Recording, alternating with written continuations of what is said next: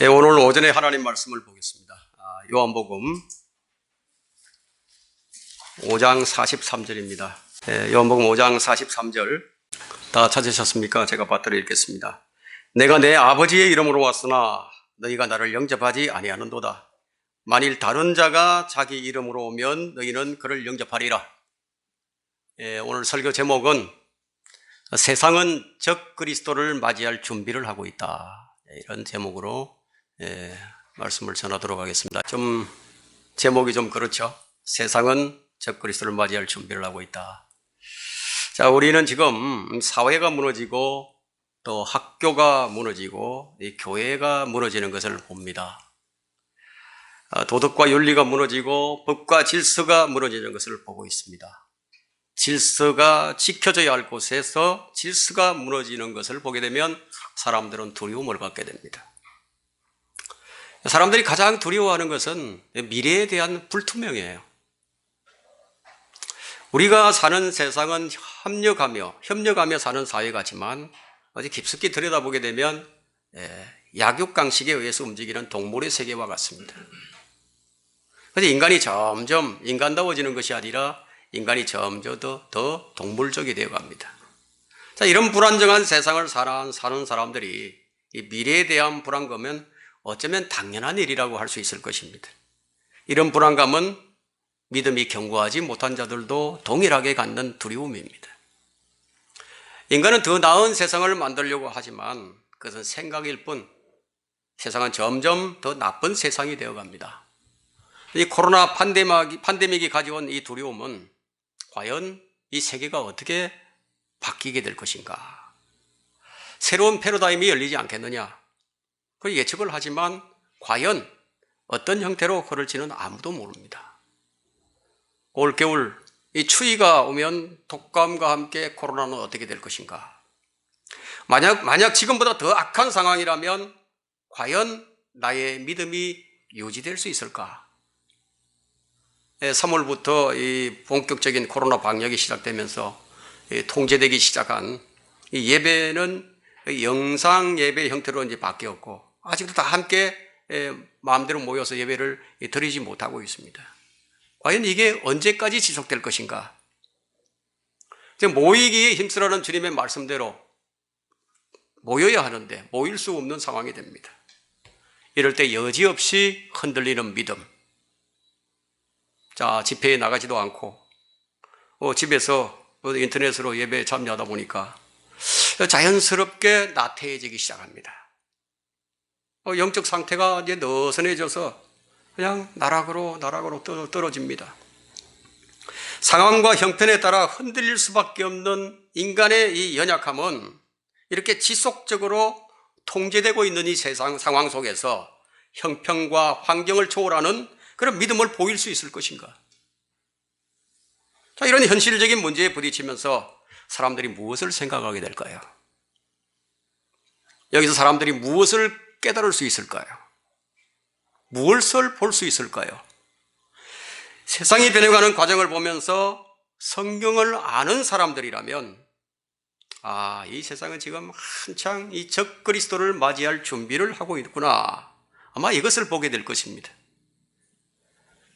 그러면서 참으로 주님께서 하신 말씀이 떠오르게 될 것입니다. 주님께서 어떤 말씀을 하셨죠? 마지막 때 주님 오실 때 참으로 믿음을 찾아볼 수 있겠느냐? 이 말씀을 하셨어요. 믿음이 있는 사람이라면 아마 이 말씀이 떠오를 것입니다. 주님은 이런 것들을 통해서 우리의 무엇을 보시기 원하실까요? 여러분들은 무엇을 보여드리기를 원합니까? 주님은 참된 믿음을 보기를 원하십니다. 여러분의 마음이 온전히 하나님께 고정이 되어 있습니까? 하나님께서 이것을 보시리 하지 않겠어요? 여러분의 생명을 주님께 드릴 각오가 되어 있습니까? 그럴 마음이 정해져 있습니까? 주님께서 우리에게 고난을 허락하신다면 기꺼이 그럴 마음이 정해져 있느냐는 거예요. 주님 우리에게 그것을 원하고 계시는데 그런데 내게 그런 마음이 없다면 지금 영적 상태가 나사가 반쯤 풀려있는 상태가 아니겠어요? 코로나로 믿음이 무너져 내리고 있습니다. 왜 하나님께서는 우리들에게 이런 시련들을 허락하실까? 여러분, 우리는 그동안 너무 쉽게 믿으려고 하지 않았습니까? 너무 쉽게 믿으려고 하니까 하나님께서 참 믿음을 보시기 위함이 아닐까요? 정한 마음도 없이 하나님을 섬기는 것이 정말 하나님께 받아들여질까요? 지금 아주 상식적인 얘기를 하고 있는 겁니다. 설마 주님이 안 계신다고 생각지는 않겠지만 이런 사회적 현상과 자연재해와 사람들의 온갖 악행들을 바라보면서 여러분의 믿음은 하강 기류를 타고 있는가 아니면 상승 기류를 타고 있는가? 믿음이 무너지고 있는 이 시점에서 생각하지 해보지 않을 수가 없게 됩니다. 작년에 홍콩에서는 이 성난 시민들이 일어나서요, 중국 공산당에 항거하는 시위를 벌였습니다. 수많은 군중들이 700만 명이 모였다고 합니다. 500만, 700만 명. 성남 파도처럼 무엇이든지 다 집을 삼킬 듯이 맹렬한 기세로 시위를 벌였는데 지금은 어떻죠? 그들의 의분이 관철되었던가요? 아무것도 없었습니다. 공권력 앞에요, 무력감을 보일 뿐입니다. 자, 그런 것을 볼 때 이 세상은 정글의 법칙만이 통할 뿐 그 이상도 그 이하도 아니에요. 인간이 동물의 세계와 뭐가 다른가요? 생각할 줄 아는 것이 다른가요? 그러나 그 인간의 생각은 어려서부터 악하다는 것이 성경의 선언입니다. 이 나라는 또 어떻습니까? 작년 8.15 광복절 때 광화문에 집회가 3개월을 끌었다.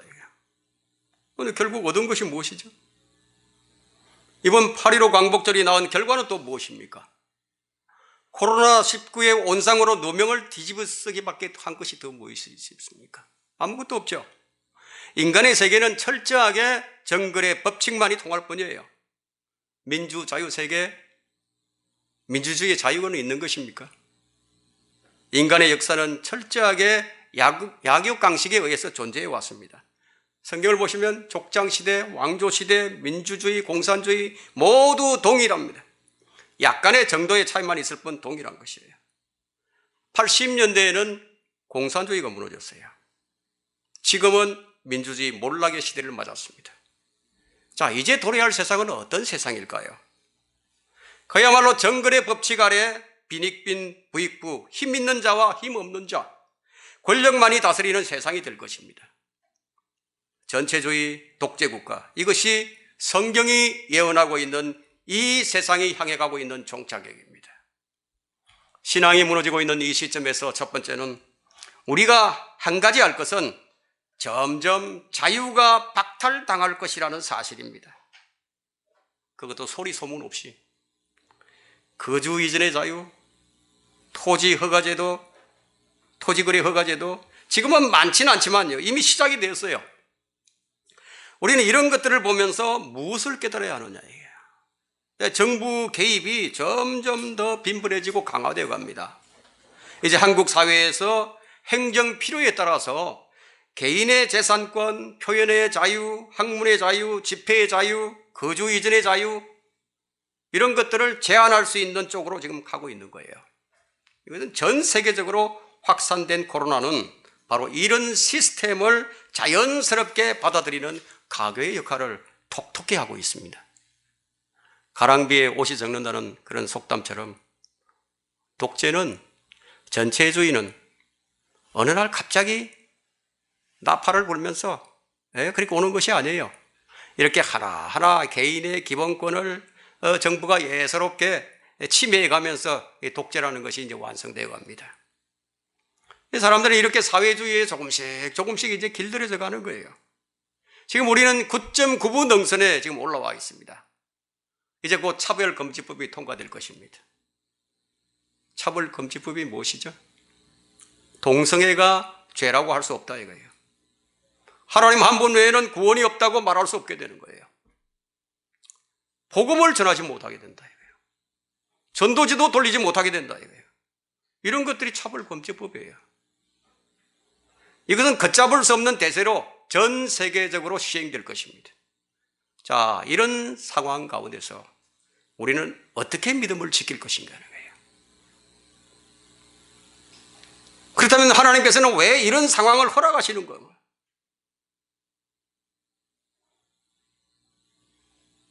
하나님께서는 참 믿음을 보기 원하시는 거예요. 참 믿음이에요. 우리가 겪는 고난들, 이런 고난들은요, 믿음의 선진들이 겪었던 시련이에요. 그들은 모두 고난 속에서 꽃을 피웠습니다. 여러분은 이 세상의 모든 제도가 마귀의 지배 아래에 있다는 것을 아십니까? 여러분이 더 한 가지 알아야 하는 것은요, 이 세상의 제도가 마귀 지배 아래에 있지만 그 모든 것을 주관하시는 분은 하나님이시라는 거예요. 우리는 이것을 잊으면 안 됩니다. 교회가 힘을 잃었습니다. 아무런 영적 힘이 없어요. 왜 그런가 하면 외형적으로는 그 규모가 역사 이래로 가장 큰 규모를 자랑하고 있던데, 근데 왜 영적인 힘을 잃어버렸느냐네요. 그 이유는 요한복음 5장 42절이 말씀해 줍니다. 그러나 내가 너희를 아노니 너희 안에 하나님을 사랑함이 없다는 것이라. 교회에 하나님의 사랑이 없다. 이 얼마나 놀라운 판단이며 전지전능하신 하나님을 단적으로 드러내주는 말씀입니까? 교회에 사랑이 없다.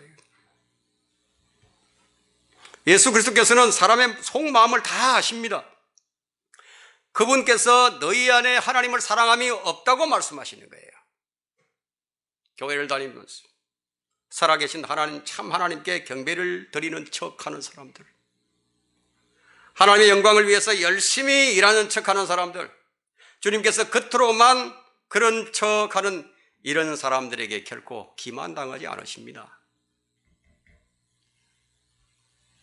하나님께서 심지 않은 초목은 뽑힌다는 얘기 있죠. 구원받은 사람은 모두 강가에 심겨진 나무예요. 강가에 심겨진 나무는 깊이 뿌리를 내려가야 되는 거예요. 기근이 올수록 더 깊이 뻗어 내려갑니다. 심지 않은 초목은 뽑혀버리는 거예요. 그분께서는 위선적인 가짜 그리스도인의 마음속에 하나님께 대한 사랑이 자리 잡고 있지 않다는 것을 훤히 알고 계신다.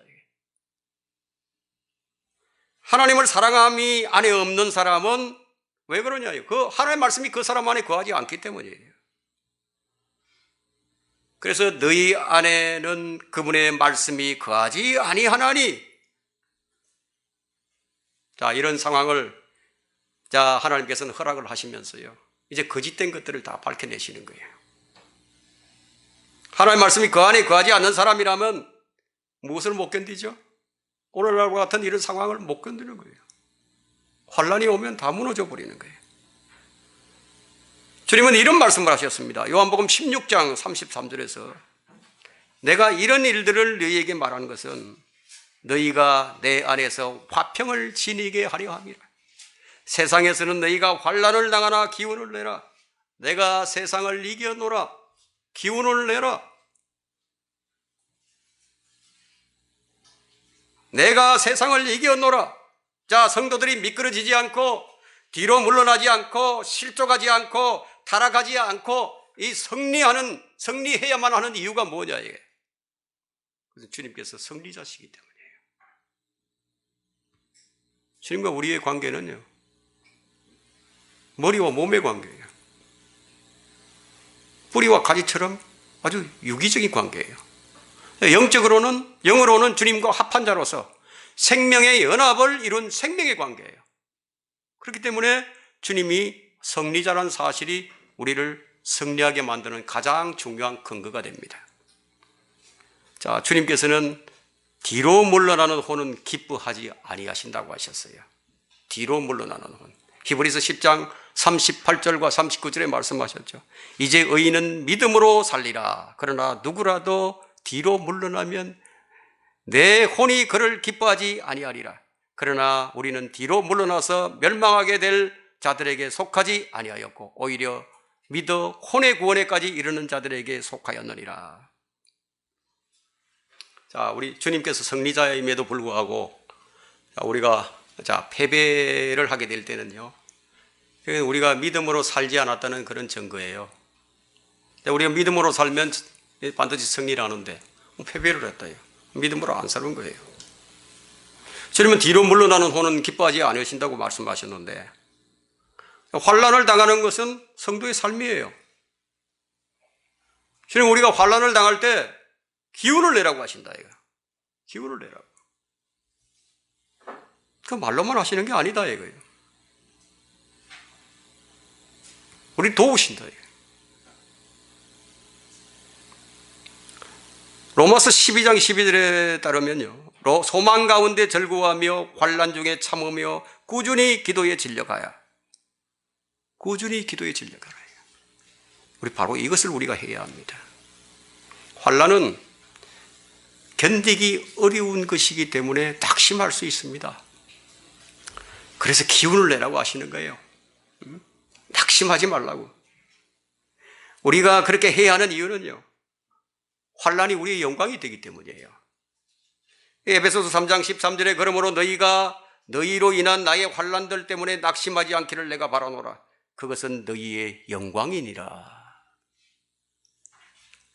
주님께서는 이제 환난을 약속하셨고, 또 환난을 당할 때의 행동 요령, 그리고 삶의 자세를 자세히 이제 말씀해 주셨는데, 환난이 없다, 시련이 없다, 박해가 없다는 것이 아니라 환난 중에 이제 기운을 내고 기뻐하고 또 인내하면서 낙심하지 않음으로써 승리자이신 주님의 승리를 우리로 하여금 체험하라는 거예요.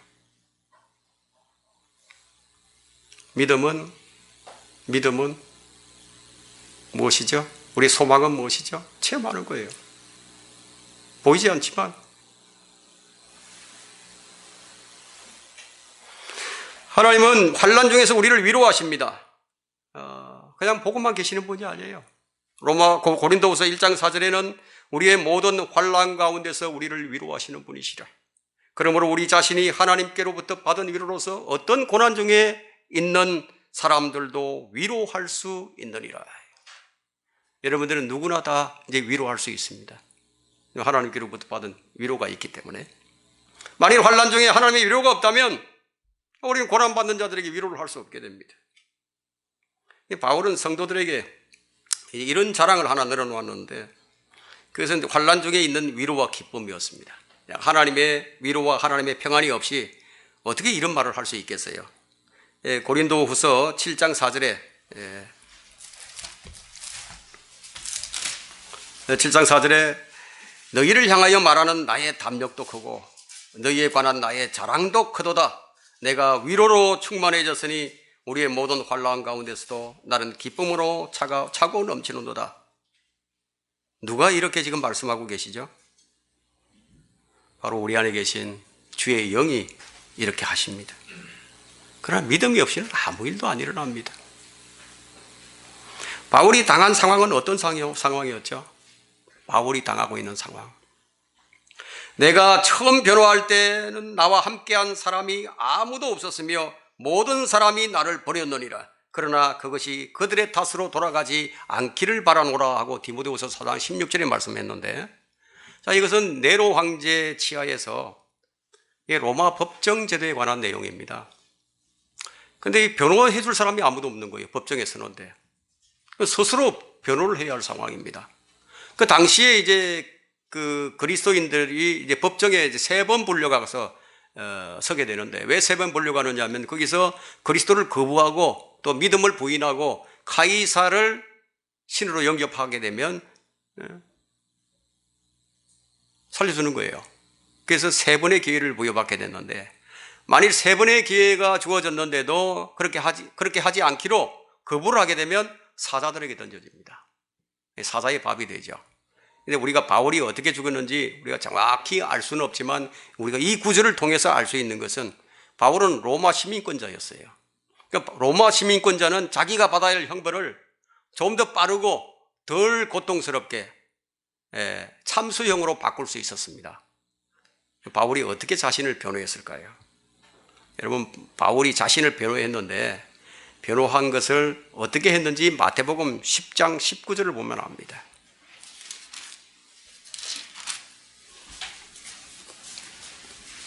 10장 19절과 20절 봅니다. 그러나 그들이 너희를 넘겨줄 때에 어떻게 또는 무엇을 말할까 염려하지 말라. 그 시각에 너희에게 말할 바를 주시리라. 말하는 이는 너희가 아니라 너희 안에서 말씀하시는 너희 아버지의 영이시니라.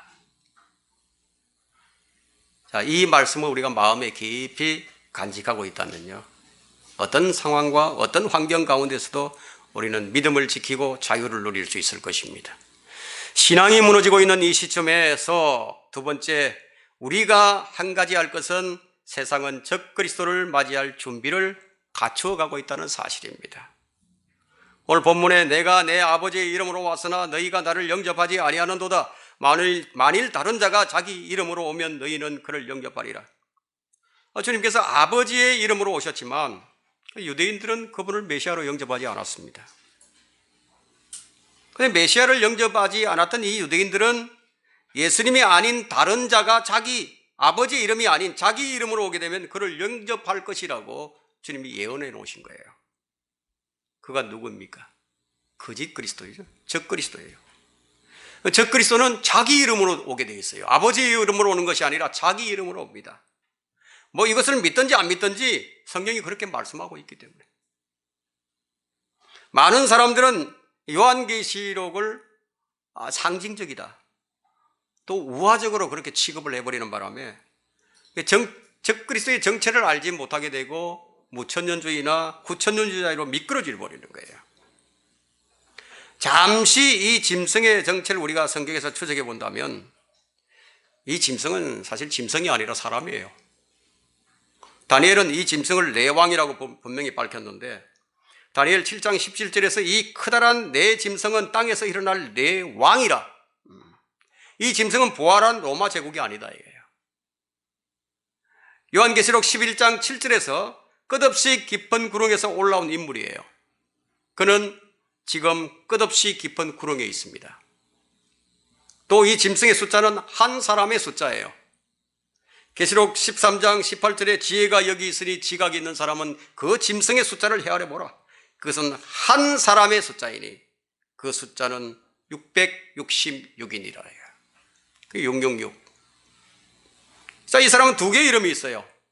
헬라어로 된 이름이 있고 또 히브리어로 된 이름이 있습니다. 또 그들에게는 자기들을 다스리는 왕이 있으니 끝없이 깊은 구렁의 천사요, 그의 이름은 히브리어로 아바돌이며 헬라어로는 아폴론이라 하더라. 요즘 게임에서 이 이름이 사용되고 있죠. 아폴론. 이 짐승은 또 멸망의 아들로서 성경에 묘사되고 있습니다. 주님께서 하신 기도의 내용을 보게 되면 요한복음 17장 12절에서 내가 그들과 함께 세상에 있었을 때에는 아버지의 이름으로 그들을 지켰나이다. 아버지께서 내게 주신 그들을 내가 지켰고 멸망의 아들 외에는 아무도 잃어버리지 아니하였으니 이로써 성경이 이루어지게 한 것이옵니다. 이 멸망의 아들이 누구인가는 주님께서 잃어버린 자가 누구인가를 보면 압니다. 잃어버린 자가 있죠. 주님께서 주님을 은 30에 팔아버린 유다 이스카리옷이에요. 이 짐승은 전에는 사람으로 이 땅에 있었다가 지금은 끝없이 깊은 구렁에 있기 때문에 여기 없어요. 그러나 그러면서도 그는 지금 여기에 있다 이거예요. 적 그리스도의 영으로서 활동을 하고 있습니다. 이 자가 다시 이 땅에 올라올 것인데, 자, 이 부분에 있어서는 요한계시록을 이제 강의할 때 다시 자세하게 설명하게 될 것입니다.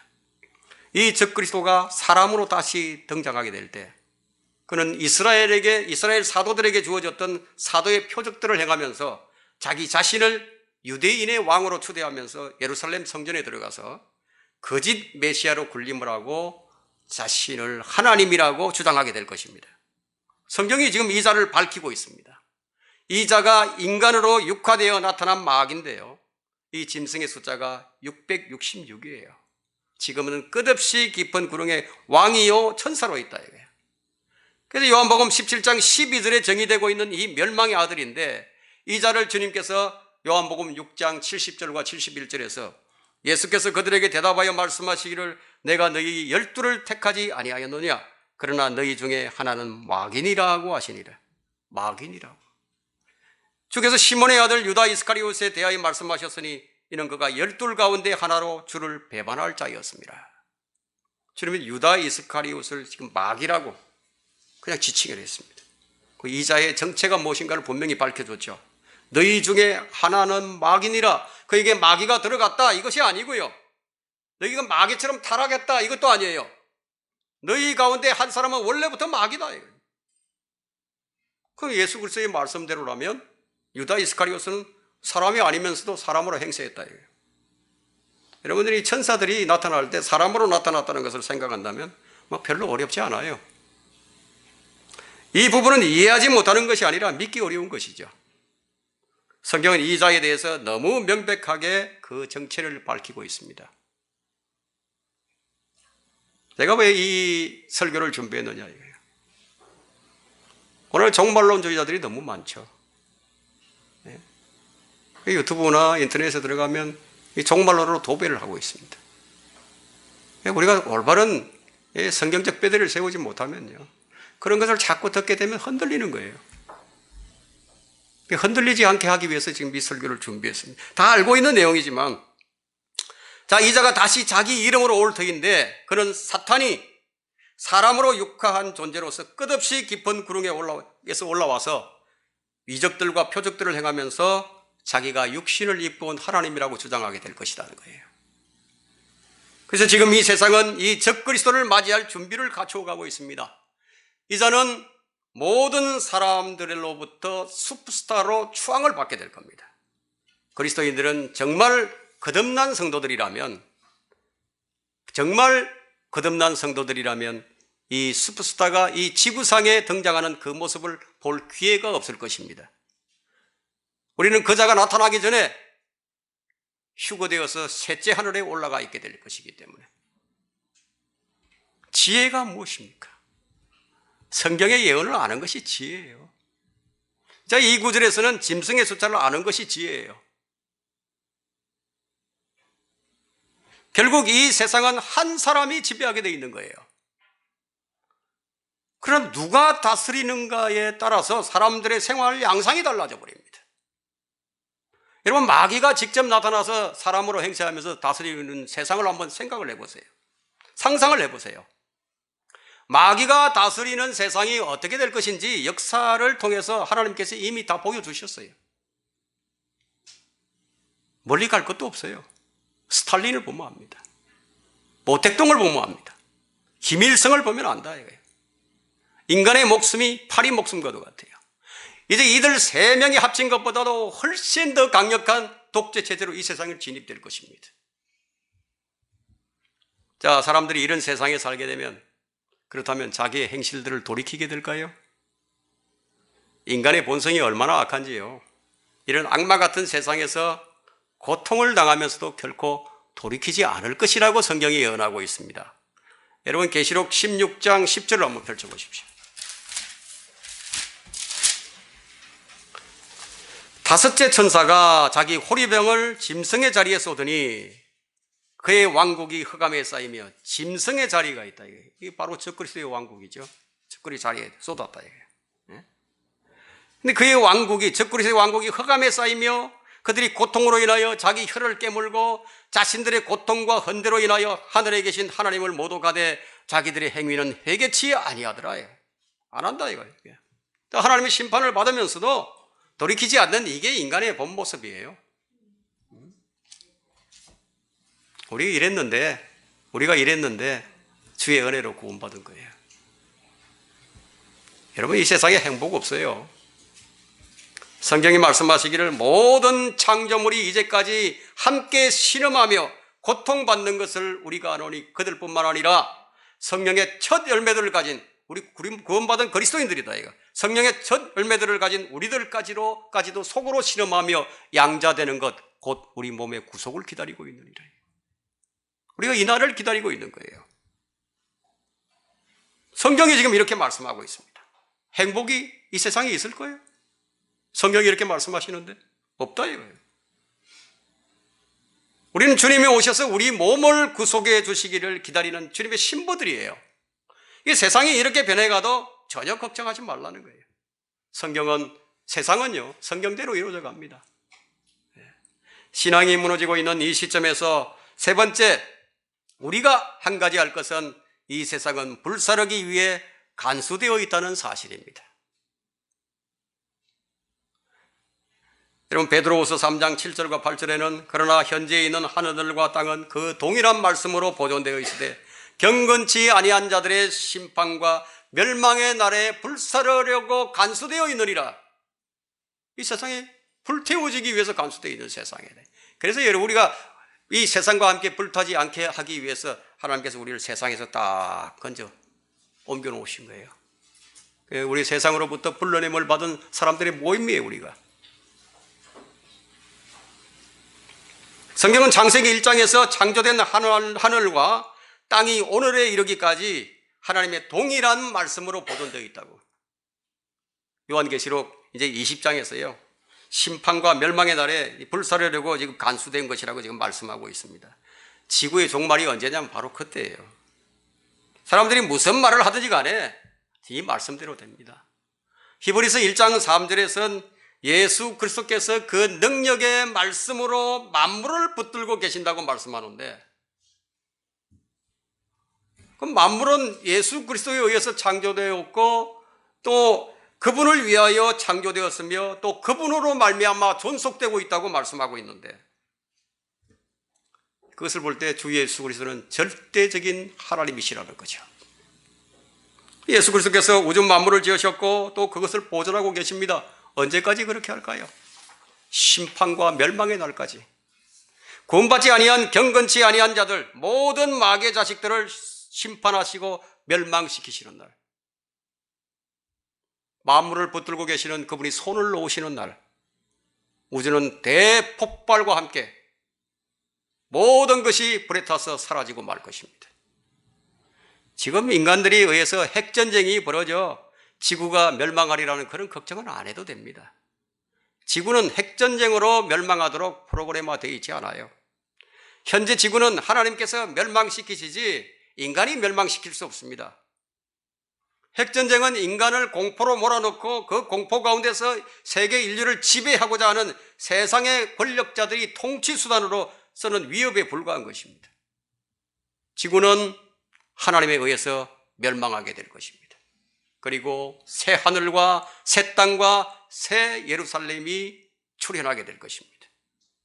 구원받지 못한 죄인들은 마귀와 함께 불못에 던져져서 거기서 영원히 고통 속에서 살게 될 것입니다. 지금 이 은혜의 시대에 구원받은 교회는요, 어디서 살게 되느냐? 새 예루살렘에서 삽니다. 유대인은 어디서 사느냐? 새 땅에서 삽니다. 그리고 대환란 이후에 구원받게 될 이방인들은 새 하늘에서 영원토록 살게 될 것입니다. 이것이 성경이 밝히고 있는 하나님의 마스터 플랜이에요. 마스터 플랜. 왜 이런 말씀들을 기록하셨을까요? 하나님의 말씀을 조롱하는 자들이 있거든요. 하나님의 말씀을 조롱하다가 낭패당하지 말라고 지금 경고로서 주어진 말씀이에요. 성경은 결코 조롱의 대상이 아닙니다. 성경 말씀에 진지하게 귀를 기울여야 됩니다. 그 성경은 그냥 아무렇게나 그냥 귓가에 흘려들어도 될 책이 아니에요. 이 세상에서 잘 살고 못 사는 이런 차원이 아니에요. 하나님께서는 경건한 자들을 이 엄청난 재앙에서 건져내시고 불의한 자들은 영원한 형벌에 처하도록 심판 계획을 가지고 계십니다. 이 설교를 듣는 자들이라면 이런 사실들을 알고 대비를 해야 합니다. 주님께서 우리 죄를 대속하시기 위해서 갈보리 십자가에 달려 죽으셨다가 죽은 자들로부터 다시 일으켜주셔서 또 의를 선포하시고 하늘에 올라가 지금 하나님 보좌 오른편에 앉아 계신다. 그런데 그분께서 이제 이 지상에 재림하셔서 7년의 대환란을 종결시키시고 천년왕국에 앉아서 1000년 동안 이 지상을 통치하게 될 것입니다. 이 천년왕국이 종료되고 나면은 백보자 심판, 하나님의 심판석이 열리고 경건치 아니한 자들, 불의한 자들, 주 예수 그리스도를 믿지 않음으로 구원받지 못한 자들을 불못에 던져 넣으실 것이라는 겁니다. 주님께서 이 백보자 심판의 때까지 이들을 지옥에 가두어 두셨다가 백보자 심판에 끌어내실 겁니다. 이때는 이제 주님의 면전에서 땅도 사라져 있고 하늘도 사라졌고 이들이 설 자리도 다 없어져 버렸어요. 이들에게는 기다리고 있는 것이라고는 불못밖에 없어요. 그 계시록 20장 10절로부터 15절에 나와 있죠. 이때는 사망과 지옥 자체도 불못에 던져진다고 기록하고 있습니다. 성경은 이것을 가리켜서 둘째 사망이라고 말씀합니다. 그래서 우리는 한 번 태어나 두 번 죽는 사람들이 있고요. 한 번 태어나 한 번 죽는 사람들도 있고, 한 번 태어나 한 번도 죽지 않는 사람들도 있다고 말을 합니다. 주님은 우리에게 이렇게 말씀하십니다. 사랑하는 자들아, 주께는 하루가 천년 같고 천년이 하루 같은 이 한 가지를 잊지 말라. 사악한 자들은 이것을 고의로 잊으려고 하고 있지만 그들이야 어찌 되었든지 간에 여러분들은 이것을 기억해야 합니다. 이것을 고의로 잊으려는 자들이 있다 이거예요. 지상 평화를 만드는 카톨릭과 공산주의자들이에요. 모든 정상배들과 타락하고 배교한 개신교 교파들 모두 무천년주의자들과 후천년주의자들, 이 무천년주의자들과 후천년주의자들은요, 주님께서 이 지상을 다스릴 것을 믿지 않는 자들이거든요. 고의로 하나님의 말씀을 무시하고 있는 거예요. 이들은 아무도 멸망하지 않고 다 회개에 이르게 하시려는 하나님의 계획을 방해하려는 마귀에 동조하는 자들입니다. 그들은 예수 그리스도 재림이 없다고 하잖아요. 천년왕국이 없다고 하잖아요. 있더라도 이 지상의 평화가 건설된 다음에 있을 것이다. 그러니까 재림을 운운하면서 다급하게 생각하지 말라는 거예요. 그들은 먼저 이 땅의 지상 평화를 건설하는 게 급선무입니다. 이렇게 사람들을 가르치고 선동하는 자들이에요. 이 은혜 시대에 구원받은 사람들은 대환란을 겪지 않고 들려올라가 지상에서 대환란이 진행되는 동안에 셋째 하늘에서 이제 그리스도의 심판석을 거치고, 그리고 어린 양의 혼인식을 마치고 주님과 함께 이 지상에 재림한다 이거예요. 그것이 요한계시록 19장에 나와 있죠. 이 지상의 재림에서 천년왕국에서 주님과 함께 통치한다 이거예요. 만약 지금 구원받지 않으면 이 지상에 남게 됩니다.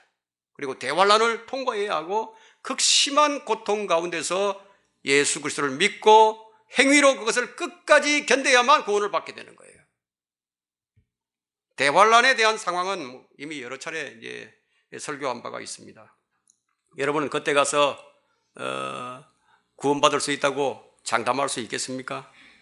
모든 것이 통제된 사회에서 짐승의 표가 없이는 상거래가 제한되고 사람의 그 행각이 손바닥 보듯이 다 읽혀지는 상황에서 구원받을 수 있겠느냐는 거예요. 히브리서 3장 14절에는 이는 우리가 처음에 확신을 끝까지 굳게 붙들면 그리스도께 참여하는 자가 되기 때문이라. 이 구절에 앞선 6절에서도 만일 우리가 우리의 확신과 소망의 기쁨을 끝까지 굳게 붙들면 우리가 그의 집이라, 이렇게 할 수 있겠느냐는 거예요. 대환란의 상황에서. 지금 구원받아야 된다. 지금 이 시대에 구원받아야 된다는 거예요. 지금 믿지 아니하면 대환란으로 넘겨집니다.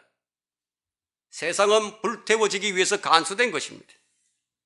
믿지 아니한 자들이 그들이 믿든지 안 믿든지 이 말씀대로 이 세상과 함께 불태워진다는 거예요. 믿지 않는 자들은 불타버릴 세상을 바라보면서 살지만, 근데 그리스도인들은 이런 사실을 잘 알기 때문에 결코 이 세상을 바라보면서 살지 않아요. 그리스도의 교회, 그리스도의 몸은 무엇을 바라봅니까? 예수 그리스도를 바라보죠. 우리는 무너지는 것들에 관심을 갖지 않습니다. 우리는 세상 혼란에 관심을 갖지 않습니다. 우리는 그런 것들에 집중해서는 안 됩니다.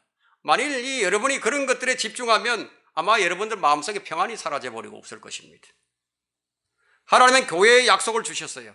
어떤 어려움이 있더라도 예수 그리스도께 초점을 맞추게 된다면 어떤 문제와 어떤 시험이 와도 그것을 극복할 수 있을 것이라고 그 약속을 주셨다 이거예요.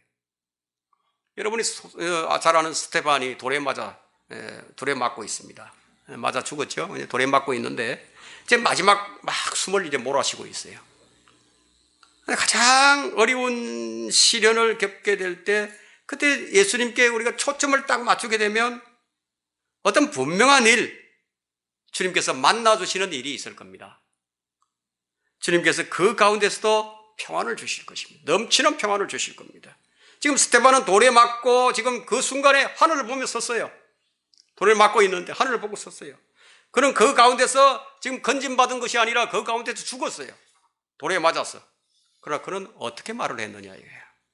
사도행전 7장 55절과 56절에 그가 말하기를 그러나 그는 성령으로 충만하여 하늘을 주시하여 우러러보니 하나님의 영광과 예수께서 하나님의 오른편에 서신 것을 보고 말하기를 보라 하늘들이 열리고 인자가 하나님의 오른편에 서신 것을 보노라.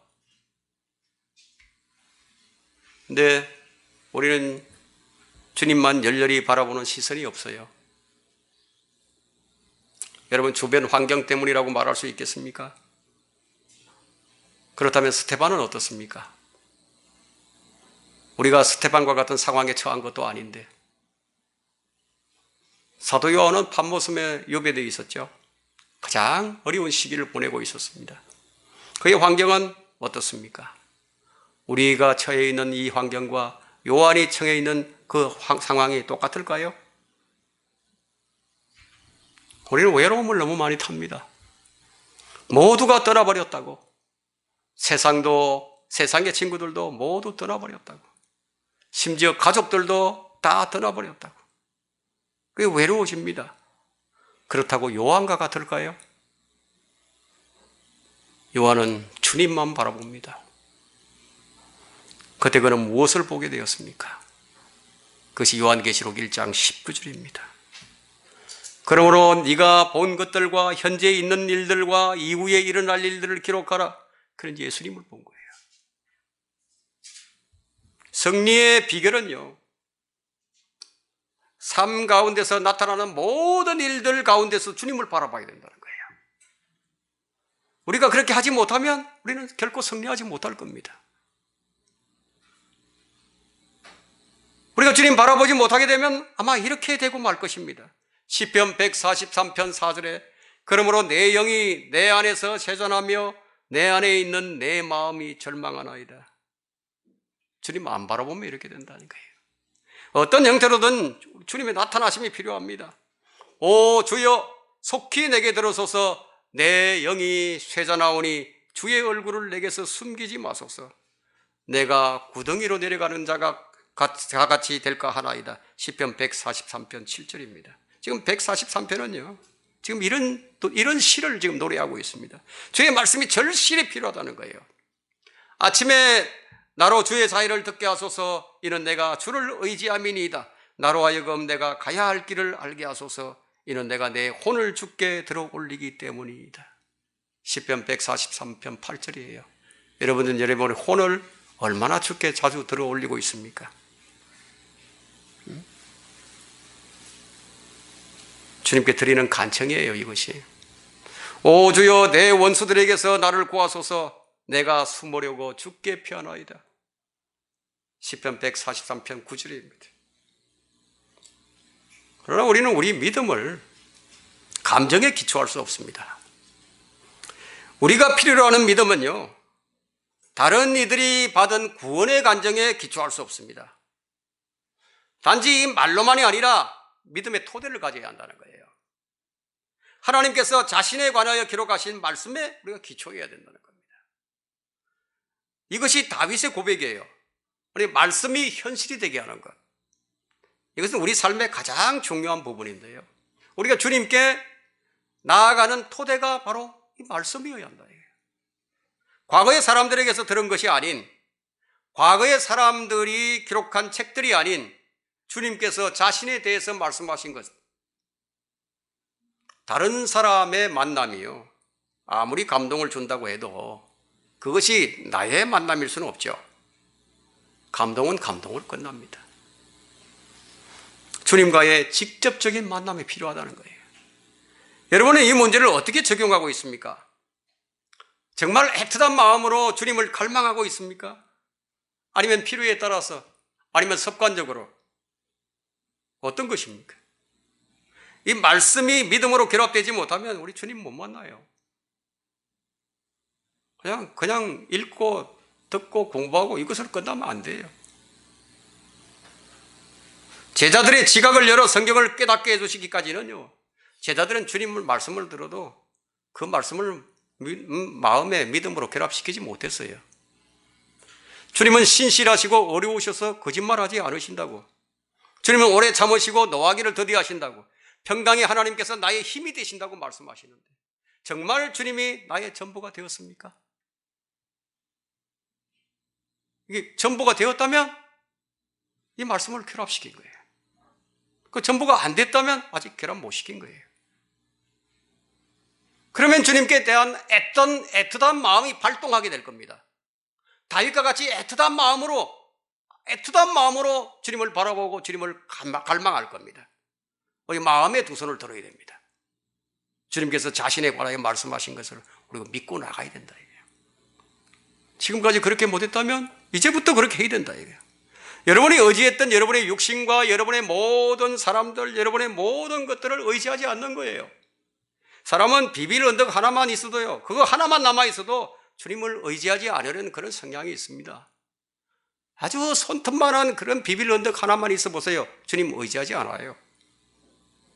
지금 당장 주의 은혜와 자비를, 그리고 은혜와 능력과 영광을 향해서 우리는 달려가야 하는 거예요. 신앙이 무너지고 있는 이 시점에서 말씀을 정리하겠습니다. 결론은 소망 중에 다시 오실 주님을 바라보는 것뿐입니다. 디모데후서 4장 7절과 8절에는 내가 선한 싸움을 싸우고 달려갈 길을 마치고 믿음을 지켰으니 이후로는 나를 위하여 의의 면류관이 마련되어 있어 의로운 재판관이신 주께서 그날에 그것을 내게 주실 것이며 또 나뿐만 아니라 그의 나타나심을 사모하는 모든 사람에게도 주실 것이라. 자, 이제 우리가 주님을 버리고 세상으로 나갈 것이냐, 아니면 믿음의 선한 싸움을 계속해서 달려갈 길을 마칠 것이냐. 자, 이것이 우리에게 주어진 두 갈래 길이에요. 신앙이 무너지고 있는 이 시점에서 우리가 지켜야 할 것이 세 가지가 있는데, 하나는 싸움이에요. 또 하나는 믿음이에요. 또 다른 하나는 마치는 겁니다. 여러분, 칼렙이 나이가 80이 되었는데도 전쟁터 나가 싸웠어요. 요수아는 120세가 되고서도 계속 전투에 가담했습니다. 아우아인 도도의 아들 엘르아살은 그의 손에 칼이 달라붙을 때까지 싸웠어요. 바로 이렇게 굳게 말씀을 움켜쥐어야 한다는 겁니다. 그런데 믿음이 없이는 이게 안 돼요. 믿음이 있어야 움켜집니다. 그래서 마치는 것은 마라톤을 완주하는 것과 같고요. 그런데 바울은 이 결성 테이프를 끊기 위해서, 완주하기 위해서 그냥 달렸던 겁니다. 바울은 평생 동안 한 번도 뒤돌아본 적이 없습니다. 표대이신 주님만을 바라보고 달렸습니다. 그리고 그는 규칙대로 투쟁을 했습니다. 그런데 많은 성도들이 중도 탈락을 합니다. 중도에서 탈락해버립니다. 마치지를 못한다 이거예요. 참으로 안타까운 일이지만 이것이 현실이에요. 믿음으로 잘 달려가다가 중도에 멈추거나 믿음에서 떨어져 나가서 경기를 완주하지 못하게 된다 이거예요. 아무것도 건질 게 없어요. 그리스도의 심판석에 서보세요. 결성 테이프를 끊어야죠. 바울은 믿음을 지키는 데 있어서 구약 성경을 통해서 자신에게 맡겨진 진리들을 잘 지켰습니다. 자신에게 주어진 계시의 비단에서 이 진리의 사실을 충직하게 바르게 해석을 했습니다. 그는 자신에게 주어진 진리의 한마디 한마디를 모두 믿었습니다. 그리고 그는 담대하게 외쳤습니다. 그런 진리를 실행하는데 자신의 전 생애를 바쳤습니다. 그런 믿음을 지킨 것입니다. 그래서 이후로는 나를 위하여 의의 면류관이 마련되어 있다고, 그날에 그것을 내게 주실 것이라고. 그날이 언제입니까? 그리스도의 날이죠. 구속의 날이에요. 몸의 구속의 날. 바울은 그의 나타나심을 사모하는 모든 사람들에게 주실 것이라고 말하고 있습니다. 우리가 무엇을 바라봐야 합니까? 신앙이 무너지고 있는 이 시점에서, 자유가 박탈당하고 적그리스도를 예배하고 있는 이 시점에서 우리는 소망 중에 다시 오실 주님을 바라보는 것만이 유일한 승리의 길임을 명심하시기 바랍니다.